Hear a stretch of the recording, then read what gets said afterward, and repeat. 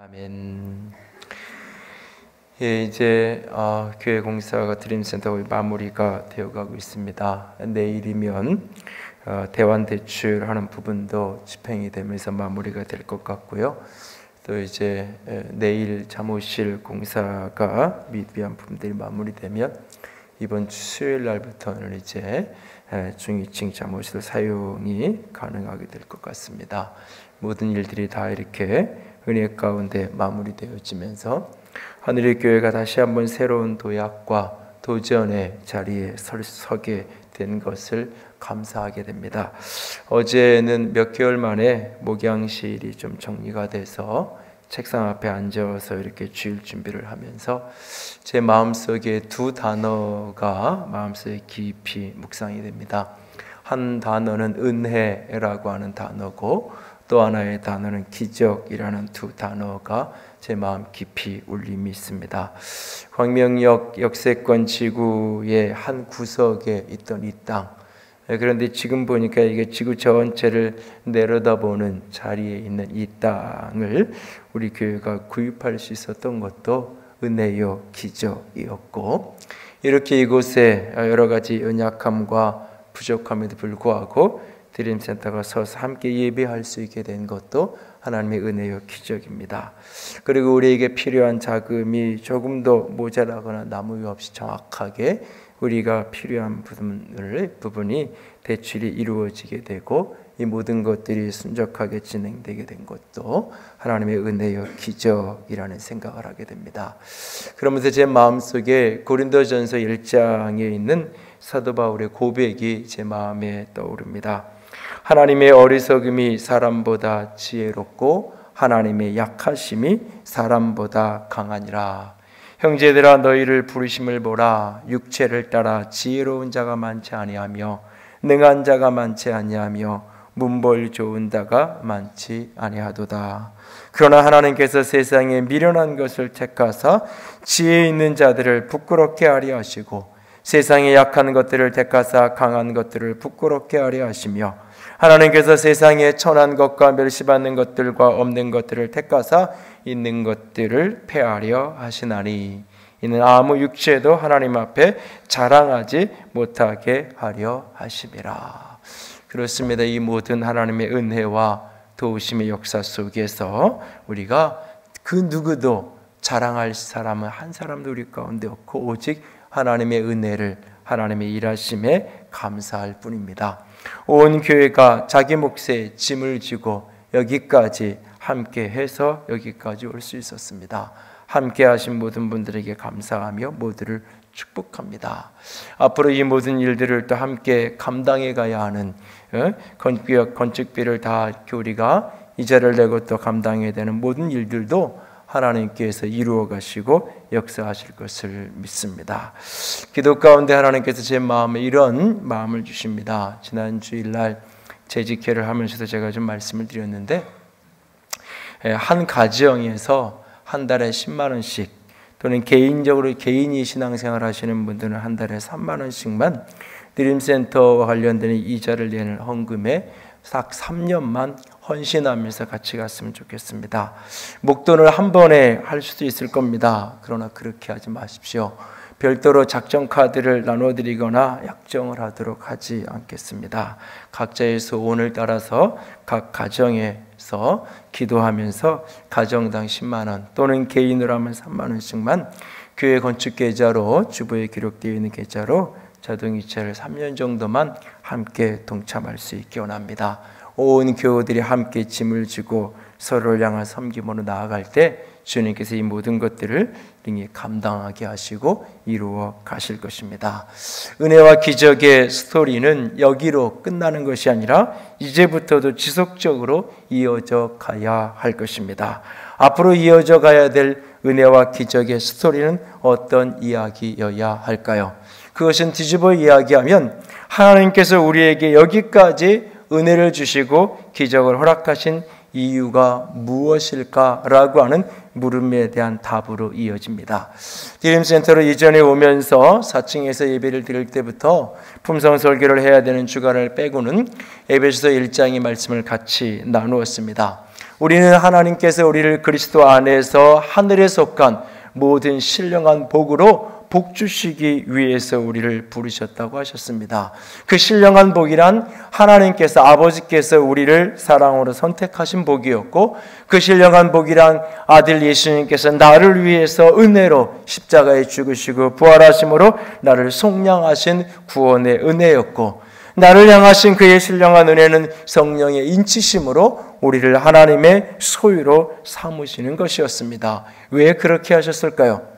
에베소 1장의 본문 6절과 12절과 14절을 들여다보면 같은 표현이 반복이 됩니다. 두 단어가, 영광이라는 단어와 찬송이라는 단어가 그의 은혜의 영광을 찬송하게 하려고, 그 영광이 찬송이 되게 하려고, 그 은혜의 그 영광을, 그의 영광을 찬송하게 하려고 하나님이 우리를, 아버지께서는 우리를 선택하셨고, 아들은 우리를 위해 죽으시고 부활하심을 우리를 속량하셨고, 성령님을 우리를 인치셔서 구원하시고 당신의 소유를 만드셨어요. 왜?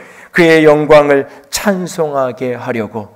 그러므로 오늘 모든 하늘에 속한 신령한 복을 받은 사람은 하늘의 영광을, 하나님의 영광을 찬송하는 자로 살아가야 할 것입니다. 그래서 고린도전서 10장은 그런즉 너희가 먹든지 마시든지 무엇을 하든지 다 하나님의 영광을 위하여 하라고 우리에게 도전하고 있습니다. 그런데 여기에서 자연스러운 질문 하나가 나옵니다. 하나님의 영광을 위하여 산다는 것이 무엇일까? 어렸을 때 많이 듣던 이야기 중에 하나는, 네가 공부 잘하면 하나님의 영광 받는다, 네가 좋은 대학 가면 하나님께서 영광을 받으신다 라고 이야기했습니다. 내가 성공하면 하나님의 영광을 받는 것일까요? 하나님의 찬양이 되고 그 영광을 찬송한다는 것은 조금 더 구체적으로 어떤 의미일까요? 구약성경 창세기에 등장하는 아브라함의 이야기를 되짚어 보면서 오늘 그 이유를 추적해 가기를 원합니다. 하나님은 아브라함을 무조건적인 은혜로 부르셨습니다. 그리고 하나님은 그에게 축복하셨어요. 하나님은 그에게 두 가지 언약적인 축복을 약속하셨어요. 하나는 땅에 대한 것이었고 또 하나는 자손에 대한 것이었어요.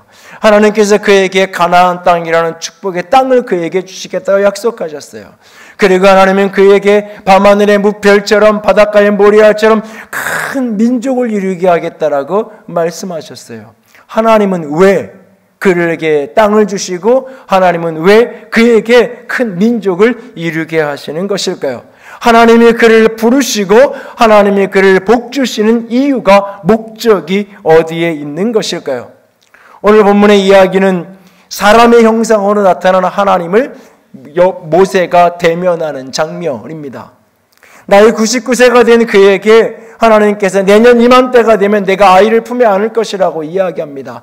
다시 한번 자손에 대한 약속을 확인시켜 주고 있는 장면입니다.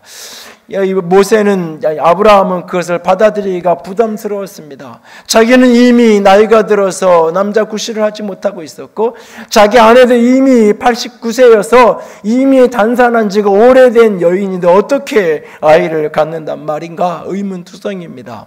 그럼에도 불구하고 하나님은 내년 이맘때에 내가 아이를 낳게 될 것이라고 자녀를 대한 약속을 주십니다.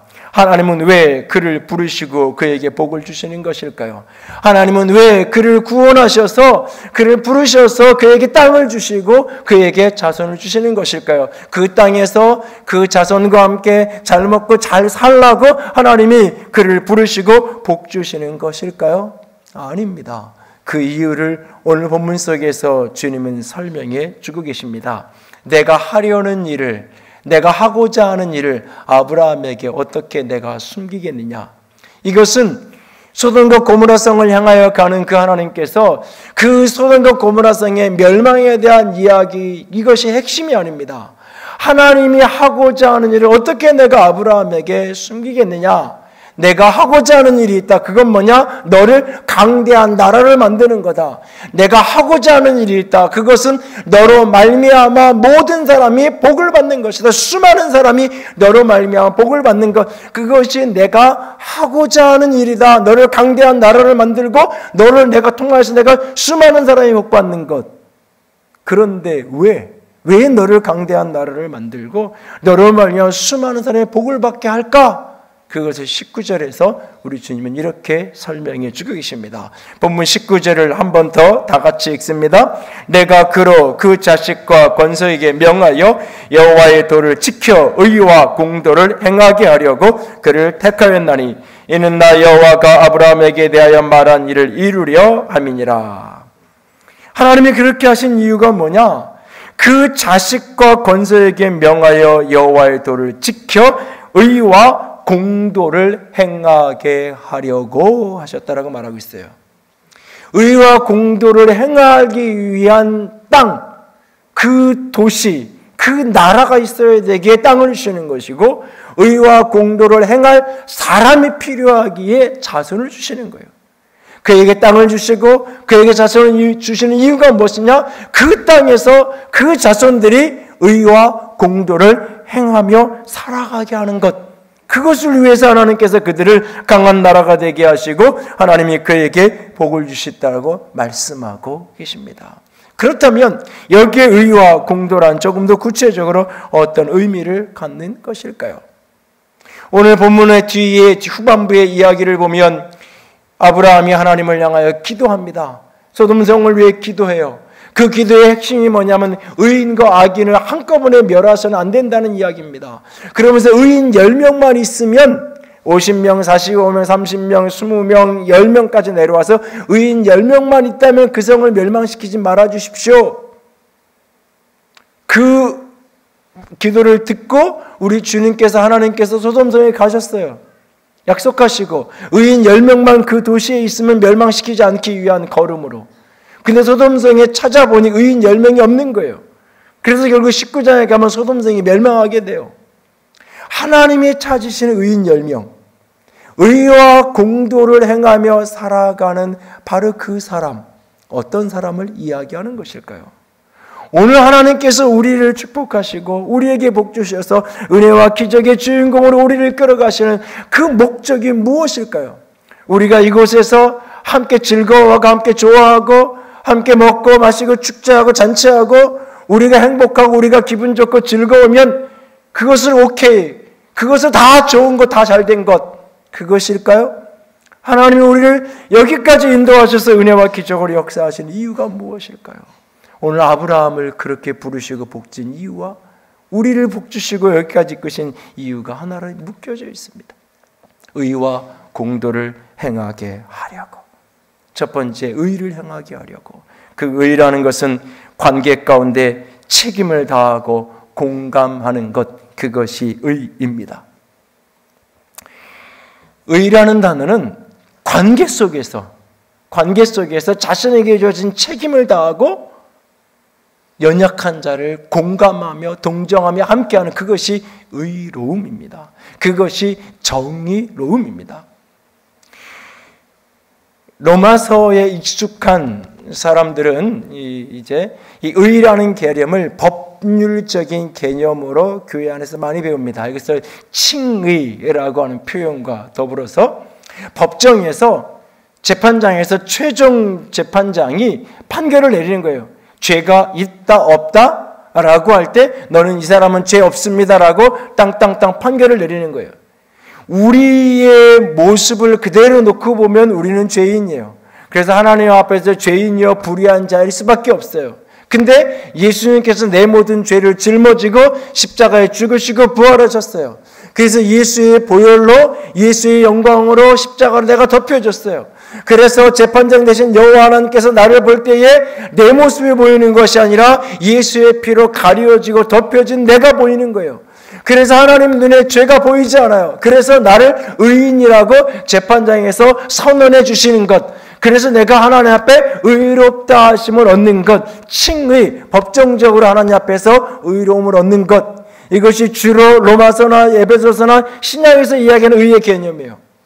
그러나 구약에서 말하는 이 의의 개념은 이 개념보다 조금 더 포괄적인, 조금 더 넓은 의미의 개념을 이야기하고 있어요. 의라는 것은 관계 속에서 자신의 책임을 다하는 법정적인 의미일 뿐만 아니라 관계 속에서 자신의 의무를 다하는 사람, 의로운 사람, 선한 사람, 관계 속에서 자신의 책임을 다하지 못하는 사람, 불의한 사람, 악한 사람, 그래서 말라기 3장은 하나님을 섬기는 사람, 의로운 사람, 하나님을 섬기지 않는 사람은 악한 사람. 어저께 오늘 처음 드림체 들어와서 주방에서 식사를 준비를 해야 되는데, 지금도 팬이 잘 안 돌아가지고 이렇게 음식 요리하는 게 다 밖으로 나와서 이렇게 내려오는데 냄새가 나던데, 이것저것 이렇게 처음 사용하니까 여러 가지 문제들이 있잖아요. 가스 이게 자동 차단기가 오작동을 일으켜가지고 가스 자체가 나오질 않는 거예요. 그러니까 옆에서 이렇게 감자를 깎고 있고 다 하고 있는데 가스 자체가 안 도니까 이제 아무것도 못하게 생긴 거예요. 급하게 4시, 5시 됐는데 여기저기 전화를 막 했어요. 그랬더니 주말 오후 퇴근해서 쉬는데 못 오겠다 이거죠. 이렇게 주방 설비를 하신 분이 오셔서 어떻게 사용하는지를 가르쳐 준다고 오셨는데, 그분을 통해서 소장님 통해서 이렇게 전화를 해서 옆에서 전화하는 걸 옆에서 듣고 있는데, 창문을 열고 환기를 좀 막 시키라고 그런 얘기를 하더라고요. 한 번이라도 써봤어야 뭘 창문을 열고 환기를 시키든지 하지. 그런 얘기를 오가 그래서 와서 좀 이렇게 보라고. 근데 못 오겠다 그러는 거예요. 좋은 사람이에요, 나쁜 사람이에요? 법률적으로는 잘못한 사람이 아니라 자기 퇴근하고 그러는데, 내게는 불의한 사람이죠. 저 와서 해야 되는데, 그렇잖아요. 근데 이 주방하는 분은 자기가 담당이 아닌데 도저히 방법이 없냐고, 이거 수동으로 하는 게 없냐고. 집에서는 보통 안 되면 코트 벗고 수동이라도 하는데, 목사님 그건 불법인데요, 법으로 걸릴 수도 있는데요, 내가 책임질 테니까 어떻게 좀 해보라고. 그랬더니 뒤에 가서 나사를 풀르더니 이렇게 수동으로 레벨을 이렇게 돌리더니 이렇게 돌아가더라. 가스가 나오고 불이 켜지더라고요. 좋은 사람이에요, 나쁜 사람이에요?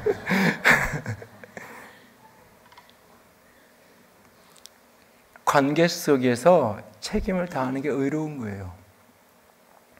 그러니까 의라는 개념을, 도덕적이고 윤리적인 어떤 개념 맞아요. 근데 그것도 역시 출발이 어디서 나오느냐? 관계 속에서 나오는 거예요. 그 관계 속에서 자신의 책임을 다하는 것, 특별히 내가 이웃이에요. 이웃으로서 고통받는 이웃에 대한 책임을 다하는 것.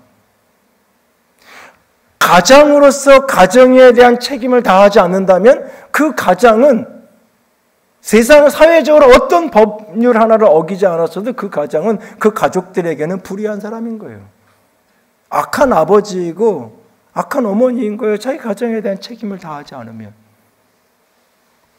그리고 그 속에는 가족에 대한 공감하는 마음, 가족을 향한 동정하는 마음, 사랑의 마음이 없는 거죠. 하나님께서 이 아브라함에게 뭐라고 말씀하시냐면, 이 소돔성의 부르짖음이, 사람들의 부르짖음이, 울부짖음이 너무 크다. 저들의 죄악이 너무 크다고 말씀하세요. 그들이 범했던 죄의 핵심이 무엇일까요? 아브라함이 하나님을 향하여 의인과 악인을 함께 멸망시키는 것은 옳지 않습니다. 의인 10명만 있으면 이 악인들도 좀 의인 덕분에 좀 살려주면 안 됩니까? 이 악한 소돔성 사람들의 죄의 본질이 무엇이냐고요? 그 불의함, 연약한 자를 공감하고 품어주지 않는 거예요. 관계 속에 책임을 다하지 않는 거예요. 에스겔서 16장 49절 제가 읽어드립니다. 내 아우 소돔의 죄악은 이러하니 그와 그의 딸들에게 교만함과 음식물의 풍족함과 태평함이 있으며 또 그가 가난하고 궁핍한 자를 도와주지 아니하며. 이 구절은 묵상을 할 때마다 참 부담스러운 말씀이기도 하면서 참 많은 생각을 하게 하는 말씀이에요. 소돔성의 죄악이 뭐냐? 소돔 사람들의 죄의 본질이 뭐냐? 교만합니다. 아, 그래, 교만함. 그 죄의 본질. 그런데 그 다음에, 우리는 그 다음에 죄로, 특별히 한국교회 안에서 소돔성, 동성애, 이것으로 넘어가는데, 성경은 그 이야기를 하기 전에 무슨 이야기를 하냐면, 교만함과 풍족함과 태평함을 이야기하고 있어요. 음식물이 풍족하고 태평한 게 그들의 죄라고 이야기해요. 왜? 아브라함의 조카 롯이 소돔성으로 내려가서 살게 되는데, 아브라함의 조카 롯이 볼 때 소돔은 파라다이스였어요. 그것은 자신이 상상 속에서 보았던 에덴 동산과 같은 곳이었고, 자신이 딱 한 번 가서 보았던 애굽 땅과 같은 곳이었어요. 우리 주변에 어떤 도시가 있는데, 어떤 성이 있는데, 내가 여행 중에 한 번 가봤던 북유럽의 그 어떤 도시와 같은 곳이었고, 저 미국의 뉴욕과 같은 어떤 곳이었어요. 딱 한 번 가보았던 그 아름다움, 그리고 상상 속에서 그리고 있는 천국이라면 이런 곳일 것 같다. 그게 바로 소돔성이었어요. 그만큼 풍족하고 태평한 땅이에요. 그런데 그게 죄라고 얘기해요. 왜? 가난하고 궁핍한 자를 도와주지 아니하며. 가난하고 궁핍한 자를 도와주지 아니하며.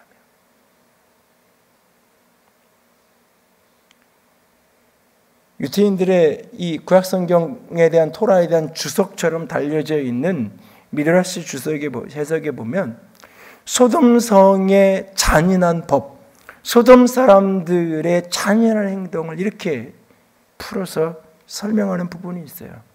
첫 번째, 가난한 이들에게 먹을 것을 주지 마라. 예를 들어 한 동네에 거지가 와서 동냥을 하면 코인 하나를 주어도 된다. 그러나 절대로 그 사람에게 먹을 것을 팔아서는 안 된다. 굶어 죽으면 그 돈을 도로 빼앗아 올 수 있기 때문에. 이같이 가난한 사람에게 동전 하나를 주는 게 그들의 최대의 자비였어요. 두 번째는 손님을 절대 대접해서는 안 된다. 세 번째는 소돔을 지나가는 나그네에게는 모든 것을 빼앗아야 한다. 그들은 늘 이렇게 말했어요. 우리는 재산을 지켜야 합니다. 만일 나그네에게 음식을 대접하면 돈을 잃게 될 것입니다. 네 번째는 소돔 사람은 부유한 사람의 재산을 다 빼앗았습니다. 두 사람이 짜고 한 부자를 데리고 가서 그 흔들리는 담벼락 밑에 세워놓고 이야기를 하고 말고 거는 척하고 반대편에서 밀어가지고 사고를 가장해서 산 사람을 죽여버립니다. 그리고는 그 부자의 재산을 둘이 나누어 가져요. 어떤 사람이 누군가를 쳐서 피 흘렸어요. 재판관에게 가니까 재판관이 치료비를 물어주게 해요. 물어주게 나면 재판관은 그 받은 치료비와 위자료를 반씩 나누어 가져요. 오늘날 우리 사회 속에서 돈 때문에 가족을, 친구를, 이웃을 죽이기도 하고 서로 나눠 갖기로 하고 거짓된 보상을 받아내기도 하고 돈이 모든 것을 움직여가는 시대, 소돔성과 너무나 동일한 시대의 모습. 그 불의함의 핵심이 어디에 있는 건가? 관계 속에 책임을 다하지 않고 특별히 그 속에서 공감하고 동정하지 않는 것. 오늘 이 창세기 18장이 어떻게 시작이 돼요? 날이 뜨거운 날 아브라함이 장막 안에 앉아있다가 지나가는 나그네 3명을 보고 하나님이 사람의 형상으로 나타나신 것을 하나님이 그렇게 미리 정보를 준 게 아니에요. 그냥 지나가는 사람이었어요. 장막 안에 거하고 있었어요. 그 날이 떼약볕이 내려치는 그날 뛰어나가서 지나가는 그 나그네를 자기 집으로 와서 잠시 쉬었다 가라고, 음식을 좀 먹고 가라고 대접하는 이야기가 오늘 본문의 이야기예요. 아브라함의 의로운 이유가 뭐예요? 지나가는 나그네를 사랑으로 섬기고 대접하고 그의 고통을 공감한 것, 그를 의로운 사람이라고 이야기하는 거예요. 성경 속에서 하나님 의로운 사람으로 구약성경 전체에서 대표적으로 언급되는 인물이 두 인물이 있어요. 선지서에 보면 누구와 누구를 언급하냐면 욥과 노아를 언급해요. 특별히 욥을 보면 욥이 자신이 부유하고 건강할 때 얼마나 의로웠게 살았는지 그 의를 이렇게 묘사하는 장면이 나와요. 욥기서 29장 14절이에요. 14절에서 16절 같이 읽어요. 내가 의를 옷으로 삼아 입었으며 나의 정의는 겉옷과 모자 같았느니라. 나는 맹인의 눈도 되고 다리 저는 사람의 발도 되고 빈궁한 자의 아버지도 되며 내가 모르는 사람의 송사를 돌보아 주었으며. 의로 옷 입었어요. 정의로 겉옷과 모자를 삼았어요. 이게 구체적으로 어떤 모습이었느냐? 맹인의 눈이 되고 다리 저는 사람의 발이 되고 빈궁한 자의 아버지가 되고 모르는 사람의 송사를 돌보아 주었다. 이것이 의로움이라고 말하는 겁니다. 하나님이 내게 풍성함을 준 이유는 나가 누리라고 주신 것 뿐만 아니라 그것을 내 곁에 있는 사람에게 나누라고요. 부자와 나사로의 이야기 속에 부자는 하나님을 모르는 사람이 아니에요. 지옥불에 떨어진 그가 아브라함의 품에 안겨있는 나사로를 보면서 그가 아브라함인 걸 알아보고 있어요. 나사로의 불의함의 핵심은 집 앞에 구걸하고 있는 그 부자의 불의함의 핵심은 집 앞에 구걸하고 있는 그 나사로를 돌아보지 아니한 거예요. 그것이 그의 불의함의 중심이에요. 랍비 아카비가 제자가 아프다는 이야기가 들려옵니다. 토라를 배우는 모든 학생들은 공부하고 가르치는 데 바빠서 같은 동료 제자가 병들어 있지만 시간을 내어 찾아갈 수 없었습니다. 아키바도 자기 제자가 아프다는 말을 듣고는 하던 일을 중단하고 문병을 갑니다. 집에 들어서자 마루에 먼지 투성이가 엉망으로 쌓여 있습니다. 같이 간 제자에게 청소를 하라고 합니다. 먼지를 닦아냅니다. 그리고 돌아오자 그 집에 그 학생이 머물고 있던 그 하십집 주인이 저렇게 유명한 랍비 아키바가 왔다 갔다 하는 그 모습을 보고는 이렇게 말합니다. 저 누워있는 학생이 대단히 훌륭한 사람인가 봐. 그리고는 이제까지 무관심하게 있다가는 그날부터는 죽을 끓여다가 가서 돌봐주기를 시작합니다. 지극정성으로 돌봐주었더니 건강이 호전되어 갑니다. 아키바는 나중에 자신의 제자들에게 아픈 사람 신방법을 이렇게 소개합니다. 자, 아픈 사람을 방문하는 것은 이렇게 중요한 것이다. 먼저 아픈 사람을 찾아가면 그가 하고 싶은데 아파서 못하는 게 무엇이 있는지를 먼저 돌아봐라. 그리고 그것을 하도록 하여라. 그리고 하나님께 치유가 임하도록 기도하여라. 그리고는 아픔을 이겨낼 수 있는 힘을 불어 넣어라. 저는 이 말씀을 가만히 오늘 이 창세기 말씀과 이 성경 속에서 의라고 언급되어진 부분들을 쭉 들여다보면서 나는 과연 의로운 사람이었는가?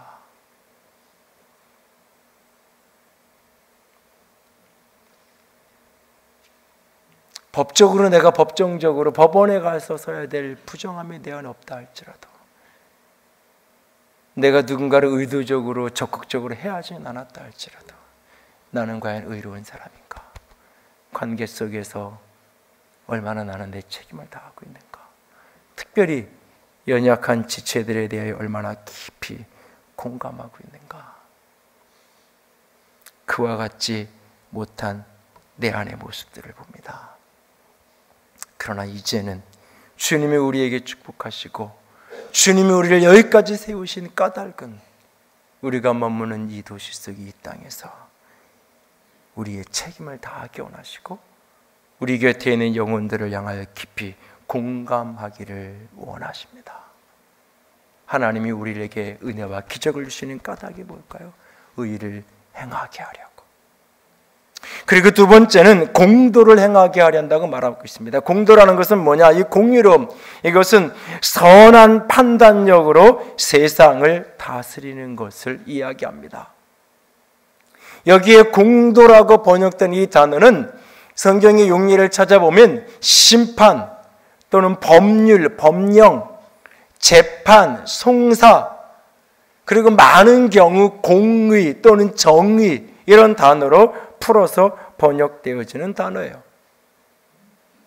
오늘 이 같은 본문 창세기 15장의 18장의 25절에 다 이 아브라함이 하나님께 기도하면서 심판하시는 이가 정의를 행하실 것이 아닙니까? 심판자, 주권자인 당신께서 정의를 행하실 것이 아닙니까? 여기 정의라는 이 단어가 공도라는 단어예요.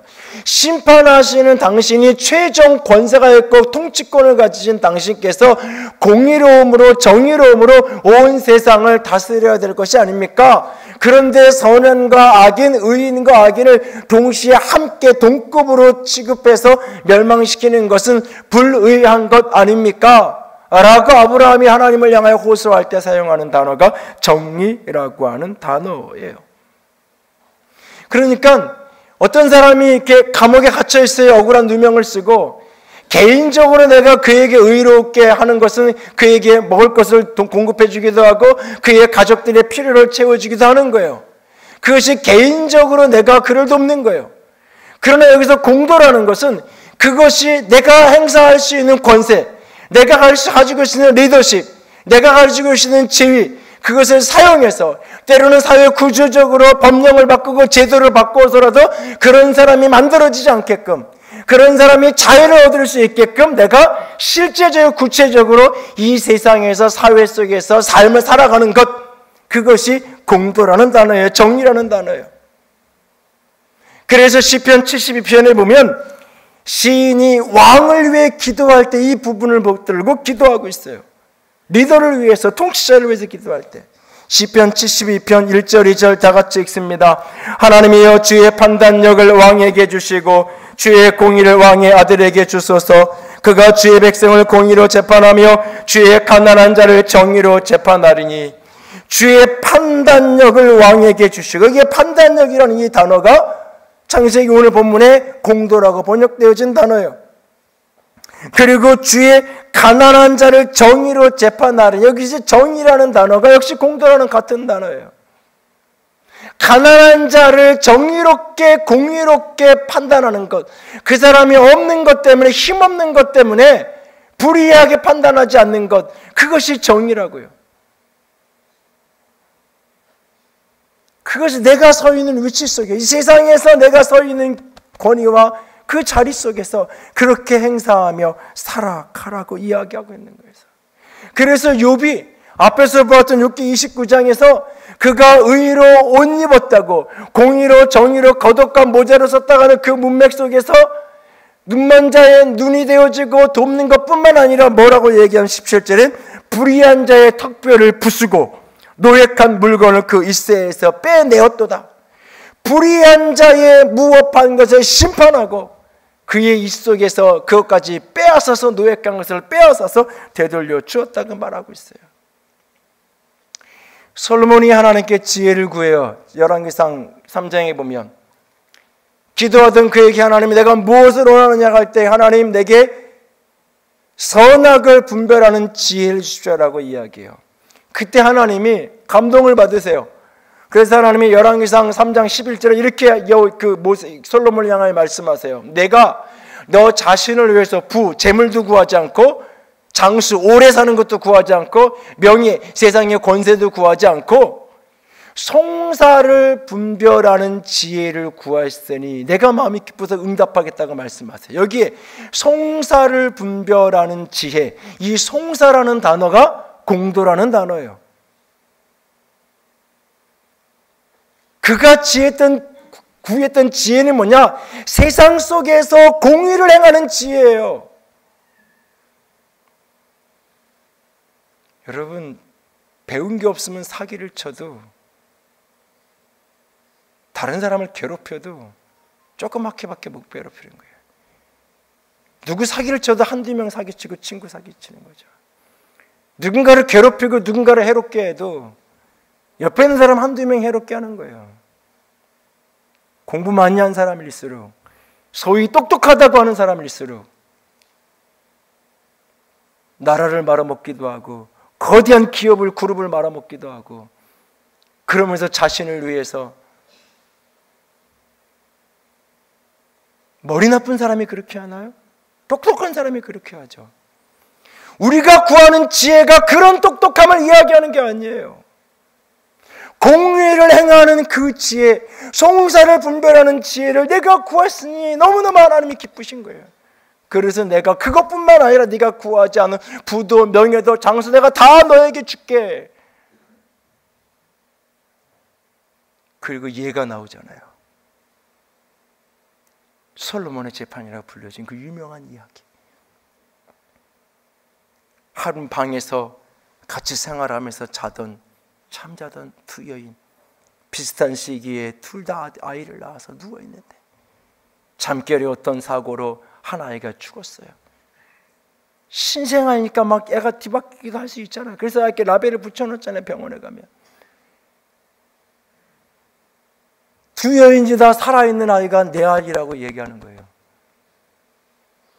죽은 아이는 저 여자 거고요. 재판이 걸렸잖아요. 솔로몬 앞에 와 있잖아요.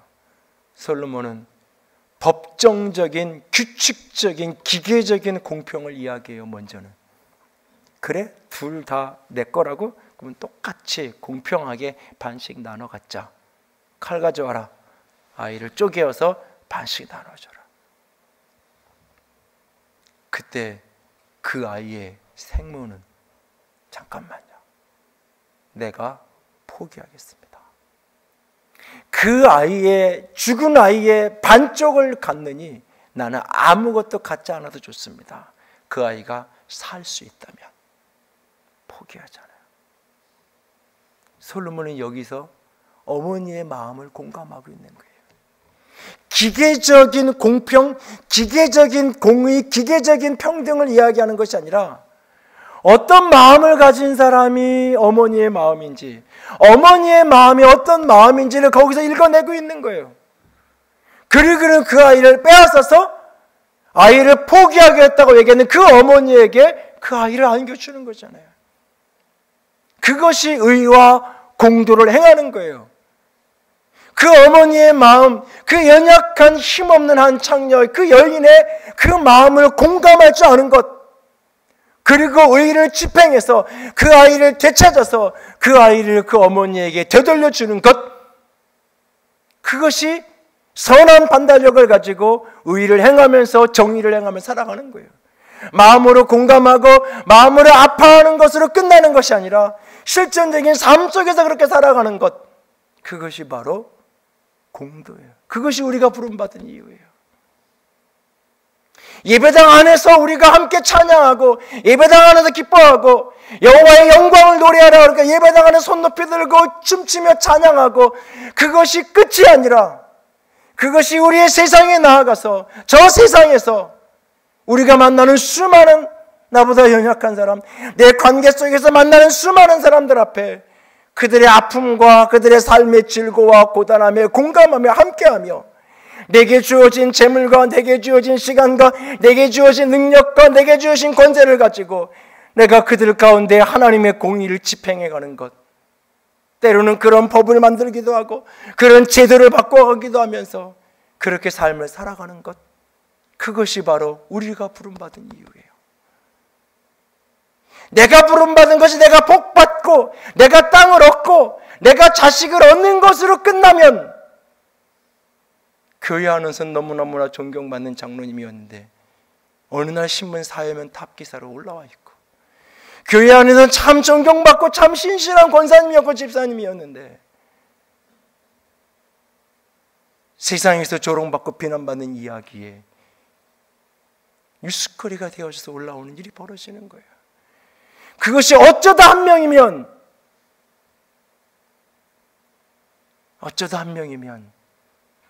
그럴 수 있지. 그렇지 못한 이유가 뭘까요? 우리의 생각 속에 내가 복받고 얻는 것으로 끝나기 때문에,